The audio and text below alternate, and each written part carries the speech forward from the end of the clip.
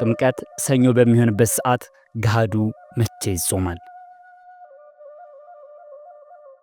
በስመ አብ ወወልድ ወመንፈስ ቅዱስ አሐዱ አምላክ አሜን። የልዑል እግዚአብሔር ቤተሰቦች የእናታችን የቅድስት ድንግል ማርያም የአስራት የበረከት ልጆች እንደዚሁም የሰማያዊ መንገድ ሚዲያ ተከታታዮቻችን እንደምን አላችሁ? ይህ ሰማያዊ መንገድ ነው።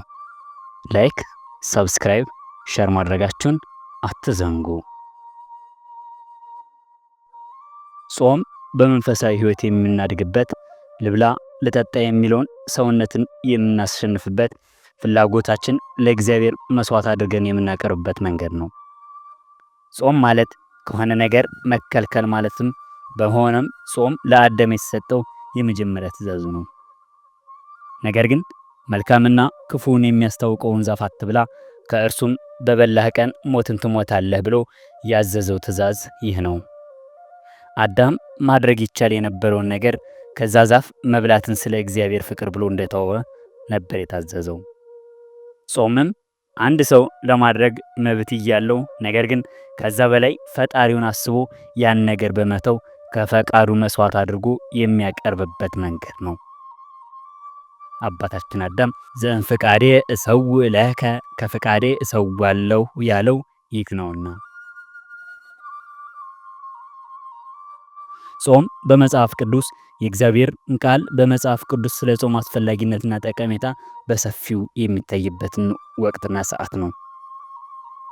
ታዲያ ጾም ብዙ አይነት ጠቀሜታዎች አሉት። ጾም እግዚአብሔርን የመፍራት ፊትን ወደ እርሱ የማዞር ምልክትና የእግዚአብሔርን ገጸ ምሕረት መለመኛ መንገድ ነው።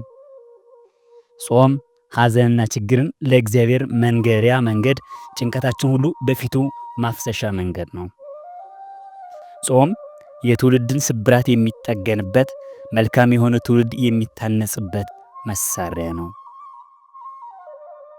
ጾም የአምላክ መንገድ ነው። ጾም የአጋንንትን የሚያወጣባቸው ርኩሳን መናፍስትን የምንዋጋበት መሳሪያ ነው።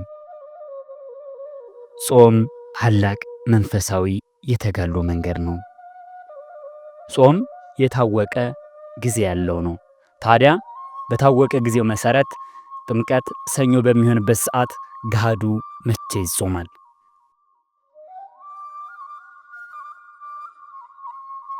እንደ ሊቃውንተ ቤተ ክርስቲያን አስተምህሮ የጥምቀት ሰኞ በሚሆንበት ሰዓት የሚጾመው አርብ የራሱ ጾም ሰዓት እስከ ሰዓት እንዳለው ነው።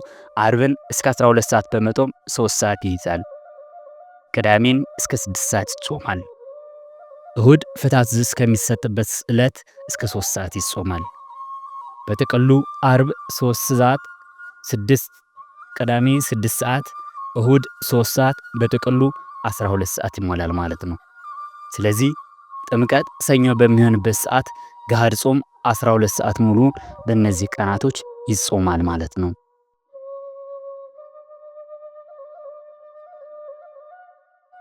ወስብሐት ለእግዚአብሔር ወለወላዲቱ ድንግል ወለመስቀሉ ክቡር። ይቆየን።